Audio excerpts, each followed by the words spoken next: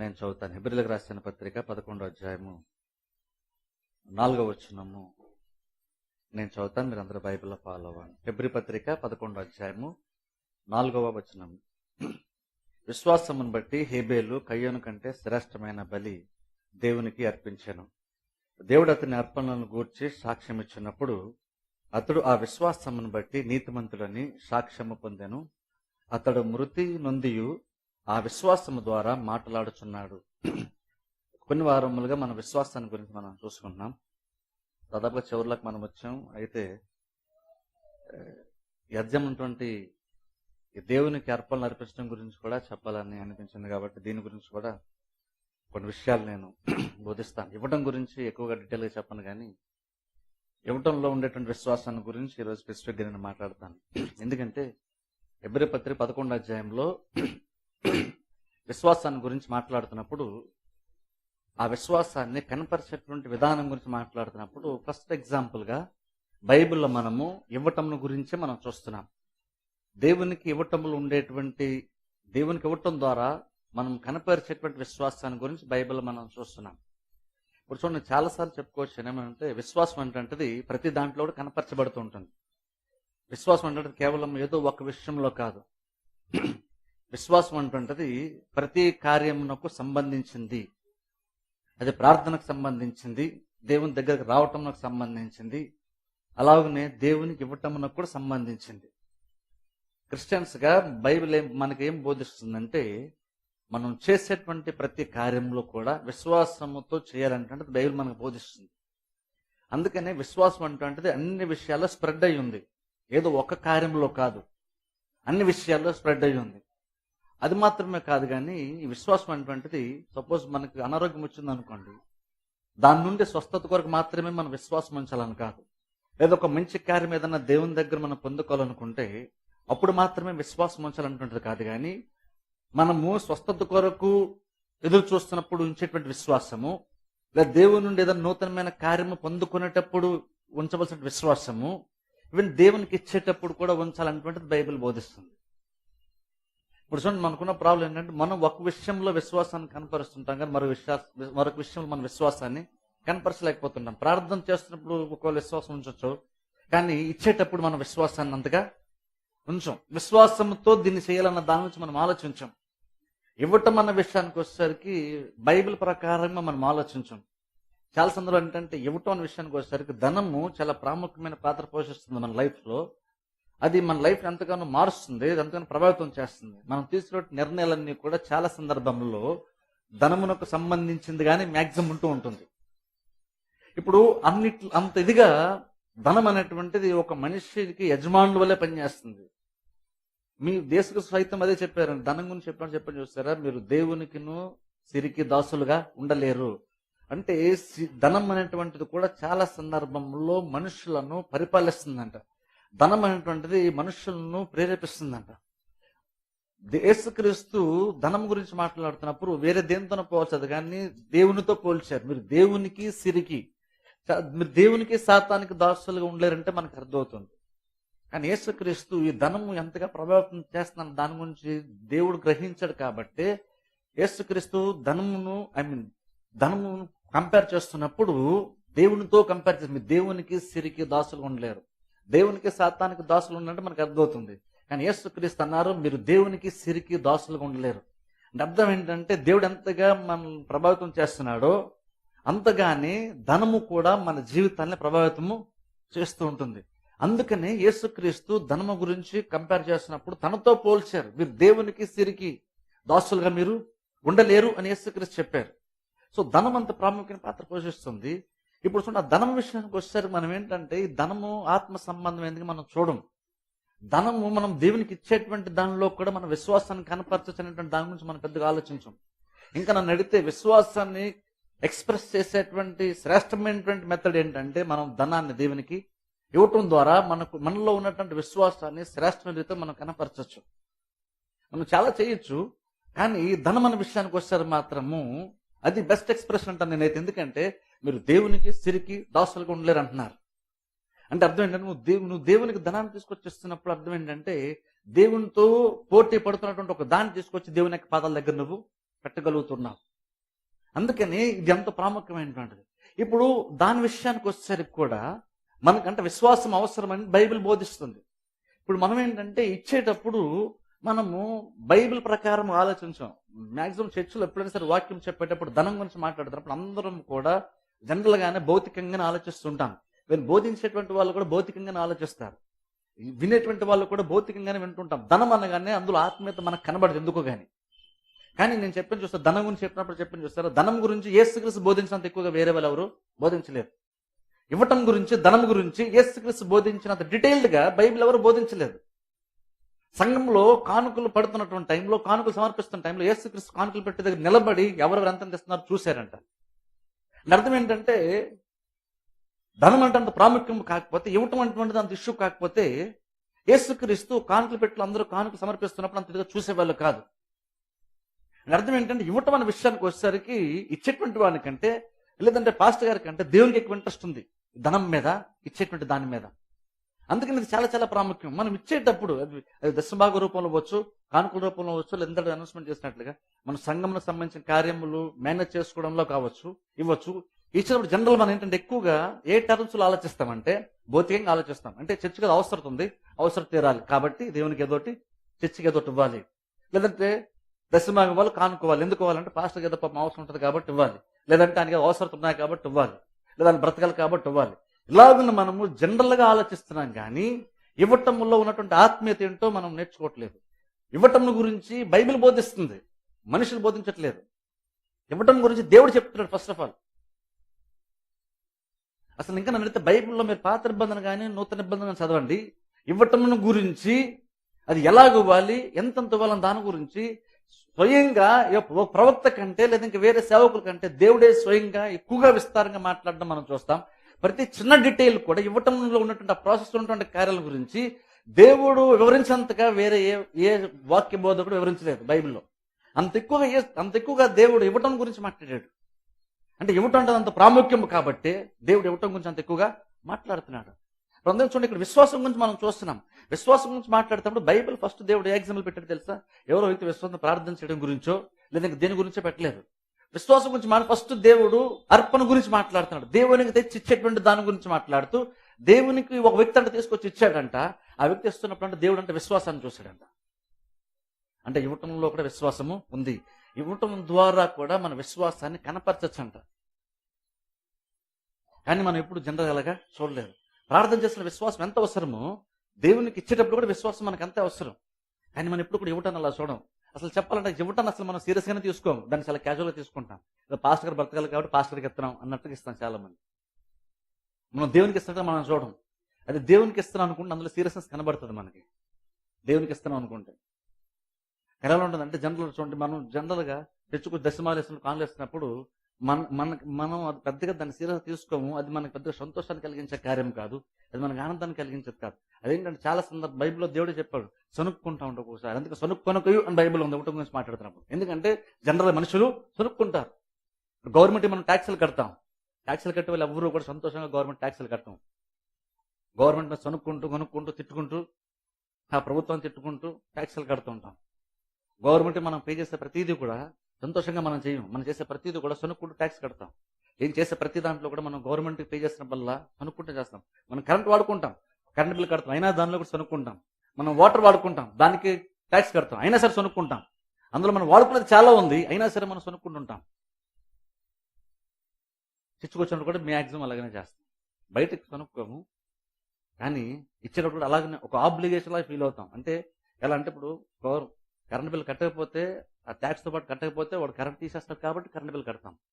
అలానే ప్రతిదీ ఏదైనా సరే కట్టేటప్పుడు గవర్నమెంట్ మనం పే చేయాల్సి వచ్చినటువంటి కార్యాల్లో హౌస్ ట్యాక్స్ ఎలాంటి పే చేసే వచ్చినప్పుడు మనం తప్పదు కాబట్టి అనుకుంటూ కడుతున్న ప్రతిసారి ఏదో ఒకటి మనసు నెగిటివ్గా అనుకుంటూ ఆ కార్యం చేస్తున్నాం. ఇప్పుడు తీరా దేవుని దగ్గరికి వచ్చినప్పుడు కూడా చాలా సందర్భంలో ఒక ఆబ్లిగేషన్ లాగా ఫీల్ అవుతాం. అంటే దశమం ఇచ్చి తీరాలి కాబట్టి, ఇవ్వకపోతే బాగోదు కాబట్టి, ఇవ్వాలి కాబట్టి ఇవ్వాలి అలా ఇస్తాం. కానీ ఇవ్వడం అనేటువంటి దానిలో ఉన్నటువంటి మీనింగ్ ఏంటి, అందులో ఉన్నటువంటి సంతోషం ఏంటి, అందులో ఉన్నటువంటి ఆత్మీయత ఏంటి, అందులో కనపరిచే విశ్వాసం ఏంటి, దాన్ని మనం అలాగున్నా చూడం. బయట ఎలాగైతే మనం ప్రతిదీ గవర్నమెంట్ పే చేస్తున్నాము, చర్చకు వచ్చినప్పుడు దేవుడికి అలా పే చేయాలనుకుంటాం. నేను చాలా మంది కూడా ఏం చెప్తారంటే, నువ్వు దశమభాగం తీసుకొచ్చి దేవునికి ఇవ్వకపోతే దేవుడికి దాన్ని ఎలా లాక్కోవాలో తెలుసు, నువ్వు హాస్పిటల్కి వెళ్ళి బిల్లు కడతావు, నువ్వు దానికి బిల్లు కడతావు, దీనికి బిల్లు కడతావు అని.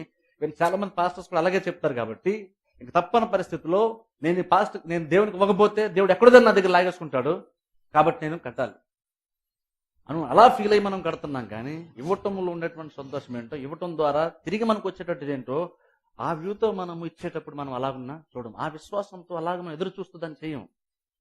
తప్పని పరిస్థితుల్లో అన్నట్టుగా మనం చేస్తుంటాం. కానీ బైబిల్లో ఒక విషయం దేవుడు క్లియర్ చెప్తాడు.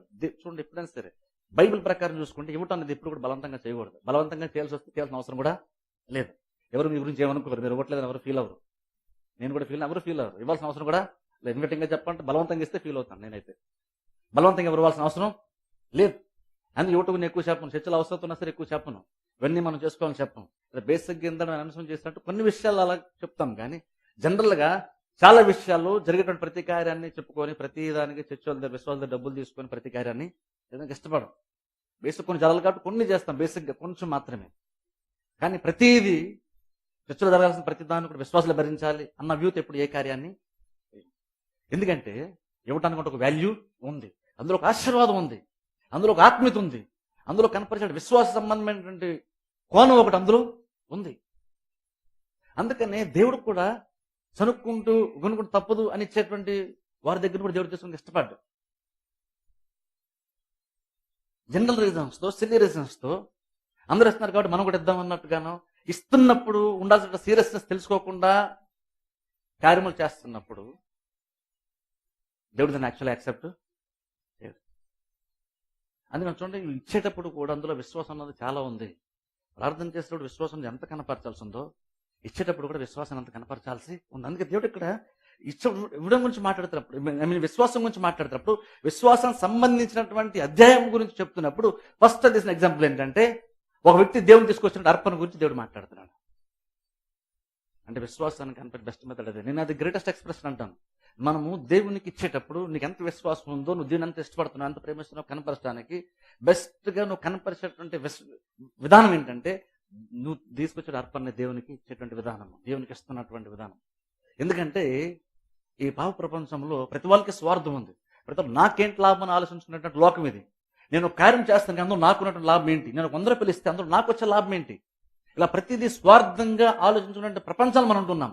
మనం చేసేటప్పుడు ఏది కూడా ఒక డెడికేషన్తో తిరిగి ఏది ఎక్స్పెక్ట్ చేయకుండా జనరల్గా మనం ఇవ్వడానికి ఇష్టపడం. ఒక వ్యక్తి చాలా మంది చూడండి, ఇప్పుడు సోషల్ వెల్ఫేర్ ప్రోగ్రామ్స్ చాలా మంది చేస్తారు, వీళ్ళు సంఘాలు కూడా చేస్తాయి. చేసేటప్పుడు ఎంతో కొంత పబ్లిసిటీని ఎక్స్పెక్ట్ చేస్తాయి. అంటే ఒక 100 రూపాయలు వ్యక్తికి ఇస్తున్నప్పుడు 150 రూపాయలు పబ్లిసిటీ పొందాలని చూస్తారు. అంటే ఎంతో కొంత అందులో స్వార్థం ఉంది. ఇచ్చేటప్పుడు తిరిగి ఎంతో ఎక్కువ ఆశించి ఇస్తుంటాం. అది స్వార్థ సంబంధమైనటువంటి లోకం. అది అలాంటి లోకంలో ఉంటున్నప్పుడు ప్రతి వాళ్ళు కూడా నాకేంటి అనుకునేటువంటి ప్రపంచంలో ఏది ఆశించకుండా ఇవ్వటం అంటుంటుంది చూసారా, అది అందరూ చేసేటువంటి కార్యము కాదు, అది అందరూ చేయగలిగేటువంటి కార్యము కాదు. ఏది రిటర్న్ ఆశించకుండా చేసేది అందరూ చేయగలిగే కార్యం కాదు.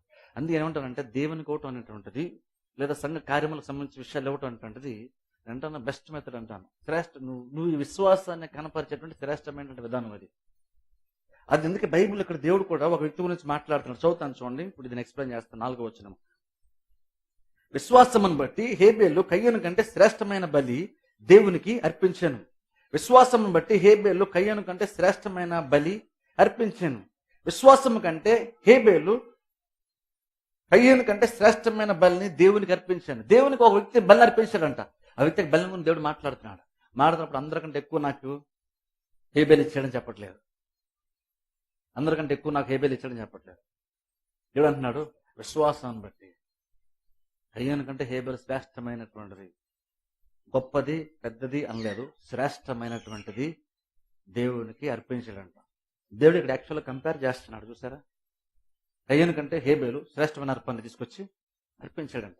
ఎందుకు ఒక వ్యక్తి ఎందుకు శ్రేష్టమైన తీసుకొచ్చి ఇచ్చాడంటే, స్వయంగా దేవుడు చెప్తున్న మాటని దేవుడు ఏమో సాక్షి చెప్తున్నాడు, విశ్వాసాన్ని బట్టి హేబేలు శ్రేష్టమైన తీసుకొచ్చి ఇచ్చాడు నాకు. దేవుడు చెప్తున్న మాట. దాన్ని అక్కడ పొందుకున్నటువంటి యాజకుడు ఆ మాట చెప్పట్లేదు, దేవుడు చెప్తున్నాడు ఆ మాట.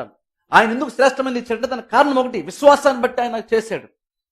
దేవుడు కంపేర్ చేస్తాడంటే ఒక వ్యక్తిలో విశ్వాసం ఉంది కాబట్టి శ్రేష్టమైన చేశాడు. మరో వ్యక్తి అంత శ్రేష్టమైనటువంటిది చేయలేదు, క్యాజువల్ గా తీసుకున్నాడు. దేవునికి ఇవ్వాలి, అందరూ ఇవ్వాలి, ఇవ్వాలని మనకు తెలుసు కదా, తీసుకొచ్చేద్దాం, అలా ఇచ్చాడు.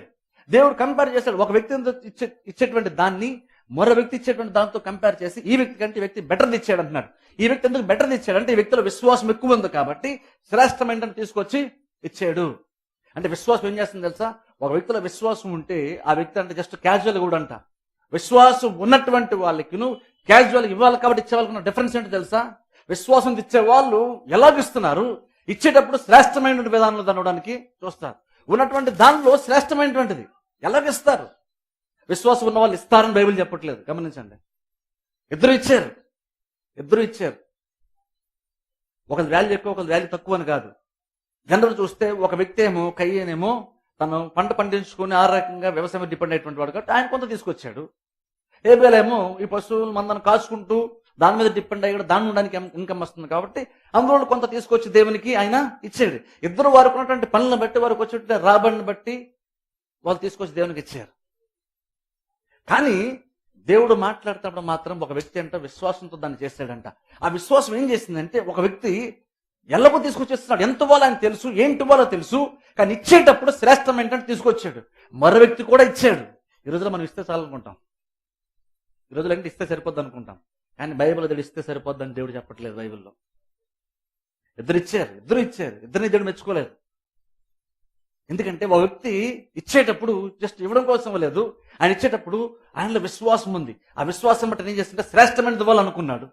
అందుకని ఉన్న దాంట్లో బెస్ట్ తీసుకొచ్చాడు. శ్రేష్టం ఉన్నది బెస్ట్.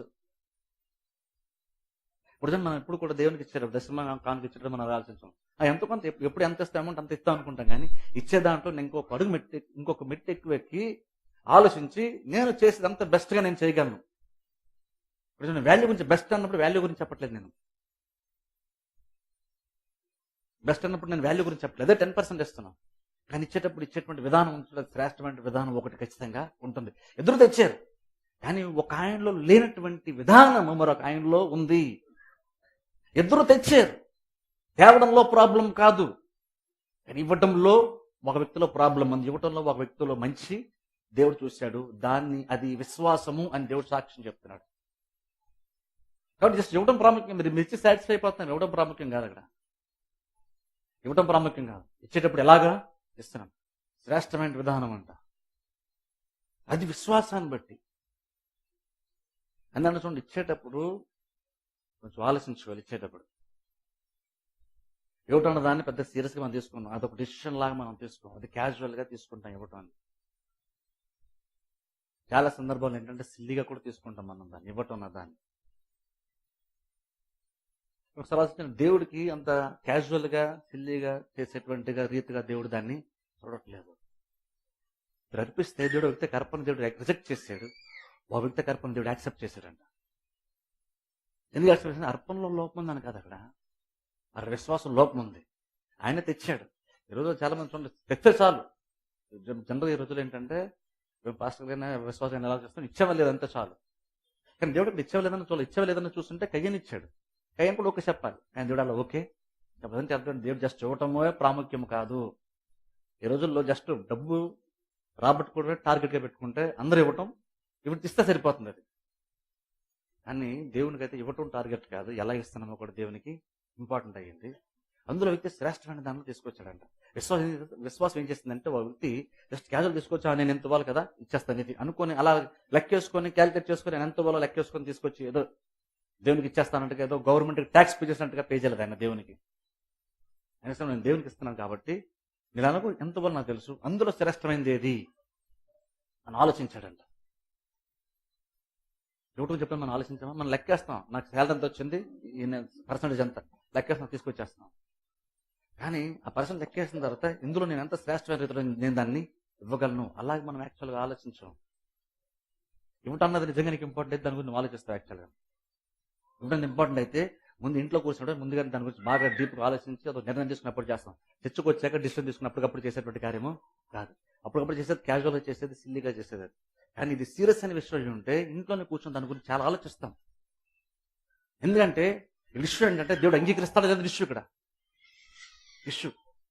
ఇక్కడ మీరందరూ నన్ను చూస్తారేమో, చూడాల్సింది నన్ను కాదు. యాక్చువల్గా నన్ను కాదు, చూడాల్సింది దేవుణ్ణి. మీరు నన్ను బట్టి ఇచ్చారనుకోండి, నాకు అవసరం ఉంటే ఇస్తారు, నాకు అవసరం లేకపోతే ఇవ్వడం మానేస్తారు. కానీ దేవుడు చూస్తారనుకోండి, మీరు ఘనపరచడం కోసం దేవునికి ఇస్తారు. ఇక్కడ చూడండి, దీని గురించి ఒకసారి ఆదికాండంలోకి వెళ్దాం. దీని గురించి ఆ రోజు జరిగిన సందర్భం గురించి మనం చూద్దాం. ఆదికాండం 4వ అధ్యాయం నేను చదువుతాను బైబిల్లోని. మొదటి వచ్చిన చదువుతాను. ఆదికాండం 4వ అధ్యాయం మొదటి వచ్చిన ఉండి. ఆదాము తన భార్య అయిన హవ్వను కూడినప్పుడు ఆమె గర్భవతి కయ్యను కని, యెహోవా దయ వలన నేను ఒక మనిషిని సంపాదించుకున్నాను నేను. తరువాత ఆమె తన తమ్ముడు హేబేలును కనెను. హేబేలు గొర్రెలు కాపరి, కయ్యను భూమిని సేద్యపరచువాడు. కొంతకాలమైన తరువాత కయ్యను పొలము పంటలో కొంత యెహోవాకు అర్పణగా తెచ్చాను. హేబేలు కూడా తన మందలో తొలచూలు పుట్టిన వాటిలో క్రొవ్విన వాటిని కొన్ని తెచ్చాను. యెహోవా హేబేలును అతని అర్పణను లక్ష్య పెట్టెను, కయ్యను అతని అర్పణను ఆయన లక్ష్య పెట్టలేదు. కాబట్టి కయ్యను కోపం వచ్చింది. ఇప్పుడు చూడండి, 2 అర్పణలు తీసుకొచ్చారు. వాళ్ళు చేసేటువంటి పనిని బట్టి 2 అర్పణలు తీసుకొచ్చారు. 2 తెచ్చారు. ఒక ఆయన ఏమో మందను కాచుకుంటున్నాడు, అందులో కొంత తీసుకొచ్చాడు. మరొక ఆయన ఏమో పంట పండించుకున్నటువంటి ఆయన అందులో కొంత తీసుకొచ్చి ఇచ్చాడు. 2 దేవునికి ఇచ్చారు. కానీ దేవుడు అంటే యాక్చువల్లీ చేసిన అవ్యక్త అర్పణ దేవుడు అంగీకరించాడు. భౌతికంగా చూడడానికి 2 సమానంగా ఇచ్చారు. 2 మంచి విశ్వాసాలు అంటే బాగా ఇచ్చారండి 2. కానీ ఆత్మ సంబంధం చూస్తారు మాత్రం దేవుడు అవ్యక్త అర్పణ దేవుడు అంగీకరించారు. 2 తెచ్చారు, 2 ఇచ్చారు. కానీ దేవుడు విషయానికి వచ్చారు మాత్రం దేవుడు ఒకరిది యాక్సెప్ట్ చేశాడు. అంటే ఇవ్వటం ప్రాముఖ్యం కాదు, దేవుడు అంగీకరించడము ఇంపార్టెంట్ అనమాట. ఇవ్వటం ఇంపార్టెంట్ కాదు. మీరు నేను ఇవ్వటం వరకే చూస్తాం. కానీ ఆత్మ సంబంధంగా చూస్తే దేవుడు అంగీకరించడం ఇంపార్టెంట్. అక్కడ ఒక వ్యక్తి కర్పణ దేవుడానికి అంగీకరించాడు, ఒక వ్యక్తి ఎందుకు తృణీకరించాడు. ఒకే కుటుంబం నుంచి 2 ఇచ్చారు, 2 ఇచ్చారు. వారు పనిని బట్టి తీసుకొచ్చి ఇచ్చారు. ఎవరు వాళ్ళు డిమాండ్ చేయలేదు, పాస్టర్ అడగలేదు. ఏదో అవసరం ఉందని బలవంతం చేస్తానో వాళ్ళు తీసుకొచ్చి ఇవ్వలేదు. వాళ్ళు తెలుసు పంట చేతికి వచ్చింది, ఇవ్వాలనుకున్నాడు ఇచ్చాడు. మరొక ఆయన ఇంకోటి చేతికి వచ్చింది, ఇవ్వాలనుకున్నాడు, దేవునికి ఇచ్చాడు. కానీ ఇద్దరిలో ఒక డిఫరెన్స్ ఏంటంటే ఆ డిఫరెన్స్ దేవుడు చూశాడు, మనం చూడం. దేవుడు చూశాడు దాన్ని. జనరల్ గా ఇచ్చేటువంటి వాళ్ళు కూడా ఆ వ్యూతో మనం చూడం, తీసుకునేటువంటి వాళ్ళు కూడా ఆ వ్యూతో మనం చూడం. అంటే పాస్టర్ కూడా జనరల్ ఆ వ్యూతో చూడం. కానీ దేవుడు ఆ వ్యూతో చూశాడు. దేవుడు దాన్ని లోతుగా పరిశీలిస్తున్నాడు. ప్రతి దాన్ని సీరియస్ తీసుకున్నాడు. ప్రతి చిన్నది దేవుడు చూస్తున్నాడు. ఇచ్చేటప్పుడు ప్రతి చిన్నది దేవుడు చూస్తున్నాడు. మీరు తెచ్చి నాకు ఇస్తున్నప్పుడు నేను తీసుకుంటాను, కానీ మీరు ఇంటి దగ్గర దానికోసం సిద్ధపడుతున్నప్పుడు దేవుడు మిమ్మల్ని చూస్తున్నారు. వీళ్ళు పంట పొలంలో కొంత తీసుకొస్తున్నప్పుడు దేవుడు చూస్తున్నాడు. అక్కడికక్కడ తెచ్చే దేవుని దగ్గర తీసుకొచ్చాక దేవుడికి అప్పుడు అర్థమవుతున్నాను కాదు, దేవుడికి ముందే విషయాలన్నీ తెలుసు. అక్కడ దేవుడు చూసుకోవచ్చు. అందుకని అక్కడి నుంచి సీరియస్గా ఉండాలి ఈ విషయాలు అంటాను నేను. తీసుకొచ్చినప్పుడు చూడండి, ఎందుకు వ్యక్తి అర్పణ దేవుడు అంగీకరించాడంటే, చూడండి, హేబేలు కూడా తన ముందులో తొలుచులుగా పుట్టిన వాటిలో క్రొవ్విన వాటిని కొన్ని తెచ్చాను. క్రొవ్విన వాటిని కొన్ని తెచ్చాను. క్రొవ్విన వాటిని అంటే అర్థం ఏంటంటే, ఆ రోజులు ఏంటంటే పశువుల గురించి మాట్లాడుతున్నప్పుడు జనరల్గా శ్రేష్టమైంది, బెస్ట్గా ఉంది, బ్రహ్మాండంగా ఉన్నటువంటి దాని గురించి ఒక గొర్రె పిల్ల, మేక పిల్ల గురించి దేని గురించి మాట్లాడుకునేటప్పుడు అది శ్రేష్టమైంది అన్నామంటే అది ఉంటుంది, అది క్రొవ్వినది అంటాం. బైబిల్ చూడండి, జనం మనం చూస్తాం, వాళ్ళు దూడను వధించారని బైబిల్ మనం చూస్తున్నప్పుడు క్రొవ్విన దూడను వధించారని మనం చూస్తాం బైబిల్లో. ఎందుకు ఆ మాట అంటే ఉన్న మందులు ఉంటుంటే దాంట్లో ఏదో తీసుకొచ్చి ఏదో మాసం ఎక్కడ వండుకొని తినేద్దాం అనుకుని తినలేదు. వాళ్ళ క్రొవ్విని తీసుకొచ్చి ఎవరిని వచ్చినా సరే, బంధువులు వచ్చినా సరే, క్రొవ్విన దూడను వధించారని చూస్తాం. వాళ్ళు విందు ఏర్పాటు చేసినప్పుడు అంటే మంచి క్రొవ్విన దూడను తీసుకొచ్చి వధించి వాళ్ళు విందు ఏర్పాటు చేశారంట. క్రొవ్వింది అన్నప్పుడు ఏంటి, దాన్ని బాగా బలిసింది, దానికి కొవ్వు ఎక్కువ ఉందని కాదు యాక్చువల్ మీనింగ్. అందులో కొవ్వు ఉండొచ్చు, కానీ అది కొవ్వు ఉందని కాదు అర్థం. ఆ రోజు ఏంటంటే కొవ్వు అనే దానికి చాలా వాల్యూ ఉంది, అది శ్రేష్టమైన, దానికి టేస్ట్ ఎక్కువ ఉంటుంది. ఇప్పుడు మనం కొవ్వు ఉంటే మనం ఫ్యాట్ ఉన్న తీసేస్తాం మనం చాలా రీజన్స్ని బట్టి. కానీ ఆ రోజుల్లో ఫ్యాట్ ఉంటే వాళ్ళు బాగా తింటారు, ఎందుకంటే అది బెస్ట్ పార్ట్. ఆ మాంసం అంతట్లో బెస్ట్ పార్ట్ అదే, క్రొవ్వుతో ఉన్నటువంటిది బెస్ట్ పార్ట్. అది తినాలనిపిస్తుంది అందరికీ, ఎందుకంటే అది టేస్ట్ ఎక్కువ ఉంటుంది అందరికంటే. దానికి ఆ మాంసం అంతట్లో బెస్ట్ గా టేస్ట్ ఉన్నటువంటి పీస్ ఏంటంటే క్రొవ్వున్నటువంటిది. ఆ పీస్ చాలా టేస్ట్గా ఉంటుంది. కానీ ఇప్పుడు ఇక్కడ వీళ్ళు ఏంటంటే క్రొవ్వినటువంటి దాన్ని తీసుకొచ్చి వాళ్ళు తినట్లేదు అక్కడ. అంటే ఇక్కడ క్రొవ్విని తీసుకొచ్చిన అర్థం ఏంటంటే ఆయన ఉన్నటువంటి దానిలో శ్రేష్టమైన తీసుకొచ్చాడు. ఇప్పుడు సపోజ్ ఆయన గొర్రెలు కాసుకొని గొర్రెలు తెచ్చాడు అనుకుందాం. ఇప్పుడు ప్రతి గొర్రె ఎంతో కొంత ఫ్యాట్ ఉంటుంది. మరి అందులో క్రొవ్వినది అని ఎందుకు బైబిల్లో ఉంది? ప్రధాన ఎంతో కొంత ఫ్యాట్ కంటెంట్ ఉన్నప్పుడు క్రొవ్వినది అని బైబిల్ ఎందుకు ఉంది అంటే అది జస్ట్ ఏదో ఫ్యాట్ ఎక్కువ ఉందని కాదు అర్థం. ఉన్న దాంట్లో బెస్ట్ దాన్ని తీసుకొచ్చి దేవునికి ఇచ్చాడు. ఇవ్వటం గురించి ఇచ్చేటప్పుడు అంట ఆయన విశ్వాసాన్ని కనిపించినప్పుడు ఎలా ఇచ్చాడంటే ఉన్న దాంట్లో శ్రేష్టమైన తీసుకొచ్చి దేవునికి ఇచ్చాడంట. శ్రేష్టమైంది, జస్ట్ ఏదో క్యాజువల్ గొర్రెపిని తీసుకొచ్చుకోలేదు, శ్రేష్టమైన క్రొవ్విని తీసుకొచ్చాడు. బైబిల్లో క్రొవ్విందని మీరు చదువుతున్న ప్రతిసారి గుర్తుపెట్టుకోండి, అది శ్రేష్టమైనటువంటిది అని అర్థం. క్రొవ్వింది అన్నామంటే శ్రేష్టమైనటువంటిది అని అర్థం. అందుకే బైబిల్ లేవీకాండంలో కూడా ఒక చోట చూస్తే దేవుడు ఎర్పల గురించి మాట్లాడుతున్నప్పుడు అక్కడ దేవుడు మాట్లాడతాడు, దహన బలిగా నాకు మీరు అర్పించడానికి నా దగ్గర మీరు తీసుకొచ్చేటప్పుడు అర్పణ తెచ్చేటప్పుడు ఆ క్రొవ్వుని ఎవరు తినకూడదని దేవుడు చెప్తాడు. తింటే దేవుడు అన్నాడు యాక్చువల్గా జనంలో అయిన వారు నిర్మూలన చేస్తానంటాడు దేవుడు. అంటే వాళ్ళు చంపేస్తాను, తీర్పు తీరుస్తాను దేవుడు చెప్పాడు. ఎందుకంటే అది నాది అన్నాడు. క్రొవ్వు దేవుడిది, క్రొవ్వు దేవుడు తింటాడా ఫ్యాట్ని? అంటే కాదు. బేసిక్గా దేవుడు చెప్తున్నప్పుడు కూడా దేవుడు ఏం చెప్తున్నాడో దేవునికి తెలుసు. వింటున్నటువంటి వాళ్ళు కూడా దేవుడు క్రొవ్వు అన్నప్పుడు ఏం చెప్తున్నాడో వాళ్ళకి తెలుసు. క్రొవ్వు అనేది నాది, అది మీరు ఎవరు తినకూడదు, తింటే మిమ్మల్ని జనంలో నిర్మూలన చేస్తాను దేవుడు చెప్తున్నాడు. ఏమన్నాడంటే మీరు నాకు అర్పించిన దానిలో బెస్ట్ పార్ట్ అంతా నాది అంటున్నాడు దేవుడు. దేవుడు ఏదో తింటాడని కాదు, ఇది బాగుంది కదా దేవునికి అందులో కరగ ఇచ్చేసి కొవ్వింది మనం పావుగా తీసుకుందాలే అని మీరు అలా చేయడం వీల్లేదు. మొత్తం ఆ మాంసం అంతట్లో బెస్ట్ ఏంటంటే క్రొవ్వింది అని దేవుడు అంటున్నాడు. అది కనుక మీరు ఎవరైనా తింటే మేము నిర్మూలన చేసేస్తాను అంటున్నాడు. అందులోంచి అర్థం ఏంటంటే బెస్ట్ నాకు కావాలి, నాకు అంతకంటే తక్కువది నాకు వద్దు, నాకు వద్దునే వద్దు. దేవుడు కోరుకున్నప్పుడు ఏదో ఫోన్లు ఏదో ఇచ్చాలి అని దేవుడు కోరుకోవట్లేదు. దేవుడు అన్నాడు నువ్వు నాకు ఇవ్వాలనుకున్నప్పుడు కనుక నువ్వు ఆలోచించుకో, నీ దగ్గర దాంట్లో బెస్ట్ నాకు ఇస్తే తప్ప లేదని నేను దాన్ని యాక్సెప్ట్ చేయను అంటున్నాడు దేవుడు. ఇప్పుడు మనం ఏంటంటే ఈ రోజులు అలాగే ఆలోచించాం చాలా సందర్భాల్లో. ఇప్పుడు చాలా మంది చూడండి, ఏదన్నా ఇంట్లో ఫర్నిచర్ ఉందనుకోండి, కుర్చీలో ఉంటే ఇంట్లో పనికి రాకపోతే కొత్త ఫర్నిచర్ అనుకోండి చర్చికి ఇచ్చేద్దాం ఏంటంటారు, పాత పనికిరానివి. నేను ఇంట్లో పనికి రావట్లేదు, ఇక్కడ మూల పడేసి చర్చికి ఇచ్చేస్తే ఎంతో కొంత ఆశీర్వాదం వచ్చేద్దేమో అని చాలా మంది అలా ఆలోచిస్తారు. చర్చిలో వస్తువులు అనేసరికి పాతంతా స్క్రాప్లో ఆడు కూడా పెద్దగా తీసుకోలేదు, ఆడికి ఇచ్చే బదులు చర్చిలో పడేస్తే మనకు పేరు ఉంటుందనో ఎందుకు చాలా రీజన్స్తో చాలా మంది అలా చేస్తారు. చాలా నాతో కూడా చెప్తారు ఇక్కడ పనికిరాట్లేదు తీసుకెళ్ళి చర్చిలో వాడినంట. అవన్నీ చర్చిలోకి అలాగన్నా దేవుడు ఎప్పుడు కూడా అలాగున్న తీసుకోవడం. దేవుడు ఎప్పుడు అంటే శ్రేష్టమైన దాన్ని దేవుడు అడుగుతున్నాడు. అందుకే బేసిక్ చూడండి, చర్చలు మనం ఏం కొన్నా సరే మనకున్నటువంటి కెపాసిటీకి మించిందే మంచిది కొనడానికి ఇష్టపడతాను. ఎందుకంటే శ్రేష్టమైనటువంటిది కావాలి. అది లేట్ అని అవ్వచ్చు, కానీ శ్రేష్టమైనదే ఉండాలి దేవునికి అన్నప్పుడు. అది మన కోసం కాదు, దేవుని కోసం అని అనుకున్నప్పుడు ఉన్న దాంట్లో మనం ఏం చేయగలమో, మనం చేయగలిగేటువంటి సామర్థ్యత ఎంత ఉందో అందులో శ్రేష్టమైనటువంటి దేవునికి మనం చేయాలి, దేవుని చెల్లించాలి. అది దేవుడు దాన్ని ఇష్టపడతాడు. అది జస్ట్ ఏదో మంచి బెస్ట్ పీస్ మన దగ్గర ఉంటే, బెస్ట్ ఫర్నిచర్ మన దగ్గర ఉంటే, లేదా చర్చ్ బెస్ట్ ఉంటే మనం గొప్పగా చెప్పుకోవచ్చు, కాస్ట్లీ లుక్ కనబడుతుందని కాదు మనం చర్చిలో పెట్టుకునేది మంచివని. మనం చర్చిలో మంచిది కావాలనుకున్నప్పుడు ఎందుకంటే అది దేవునికి సంబంధించింది కాబట్టి శ్రేష్టమైనటువంటిది ఉండాలి అక్కడ. మనం ఏం చేయగలం అందులో శ్రేష్టమైనటువంటిది. ఎందుకంటే దేవుడికి ఇచ్చేటప్పుడు దేవుడు ప్రతిదీ అలా కోరుతున్నాడు. ఏదో పాతది కదా, పనికిరాంది కదా, చర్చికి ఇచ్చేద్దాంలే, చర్చిలో టేప్ రికార్డు ఉంది పని చేయదు, ఇస్తే పాటలు పెట్టుకుంటే చర్చిలో టేప్ రికార్డు చర్చికి ఇచ్చేద్దాం, కుర్చీలు చర్చికి ఇచ్చేద్దాం. చాలా మంది అలాగ ఆలోచిస్తారు. రీసెంట్గా ఒక నాకు కూడా అలా ఫోన్ చేసుకుని చెప్పారు, కుర్చీలు ఉన్నాయి తీసుకెళ్ళండి వచ్చాను. సో మనం అలాగన్నా అది చర్చిలో వేరే కావాలని ఇస్తాం కానీ అది చర్చిలోకి అలాగన్నా కాదు. దేవుడు అలాగ తీసుకోడు. దేవుడు అంటున్నాడు మీరు నాకు ఇవ్వాలని ఆలోచించినప్పుడు ఇవ్వడం కోసం మాత్రం ఆలోచించదు, ఇచ్చేటప్పుడు మీరు ఇవ్వగలే దాంట్లో శ్రేష్టమైన నాకు ఇస్తే ఇవ్వండి, లేకపోతే నాకు ఇవ్వాల్సిన అవసరం కూడా లేదా. అది ఏదైనా సరే కావచ్చు, దేవుడు అలాగే కోరుకుంటున్నాడు. ఇక్కడ హేబేల్ అంట దేవుని దగ్గర తీసుకొచ్చినప్పుడు క్రొవ్వింది ఇచ్చాడంట. ఇప్పుడు అనుకొచ్చాం జనరల్గా క్రొవ్వింది అన్నది క్యాజువల్గా తీసుకుంటే మరి ఒక ఆయన పంట పండిస్తున్నాడు, అందులో క్రొవ్వింది ఉండదు. ఇక్కడ మీనింగ్ ఏనాడు క్రొవ్వింది ఉంటే దేవుడు ఇష్టపడతాడు, ఫ్యాట్ దేవునికి ఇష్టం కదా. అర్థం ఏంటంటే క్రొవ్విందని శ్రేష్టమైన తీసుకొచ్చాడు. ఈయన ఏంటంటే ఉన్న దాంట్లో కొంత తీసుకొచ్చాడు కానీ శ్రేష్టమైనటువంటిది కాలేదు. ఎప్పుడో ఈయనలో కయ్యంలో ఏదో లోపాన్ని దేవుడు చూశాడు కాబట్టి ఈయన అర్పని దేవుడు యాక్సెప్ట్ చేయలేదు. అంటే అర్థం ఏంటంటే దేవుడు ఇస్తున్నాడా లేదన్నది చూడలేదు, ఇస్తున్నప్పుడు ఎలాగ ఇస్తున్నాడు కూడా దేవుడు చూస్తున్నాడు. అందులో ఏమంటే తెలుసు, ఇచ్చేటప్పుడు ఇస్తున్నామా లేదన్నదే కాదు మీరు చూడాల్సిందే. ఇస్తున్నామా లేదన్నదే కాదు, ఎలాగిస్తున్నామో కూడా చూడాలి, ఎలాగిస్తున్నా కూడా చూడాలి. ఎందుకంటే ఇది చాలా ప్రాముఖ్యమైన విషయం. ఇది దేవుడు లో లెవెల్లో క్యాజువల్ ఏదో ఒకటి అని యావరేజ్ ఉండదాన్ని దేవుడు తీసుకుని దేవుడు ఇష్టపడలేదు. అందుకు ఓల్డ్ టెస్ట్మెంట్లో మీరు చూడండి, బైబిల్లో చాలా సందర్భంలో దేవుడు కొన్ని విషయాలు చెప్తాడు. అసలు ఇవ్వటం అటువంటి దాన్ని దేవుడు ఎలా చూస్తాడు అంటే ఇది ఇవ్వటం ద్వారా మీరు నన్ను గణపరుస్తా అంటున్నాడు దేవుడు. చూడండి సామెత గ్రంథంలో మాటను చదువుతాను చూడండి. సామెతల గ్రంథము 3వ అధ్యాయం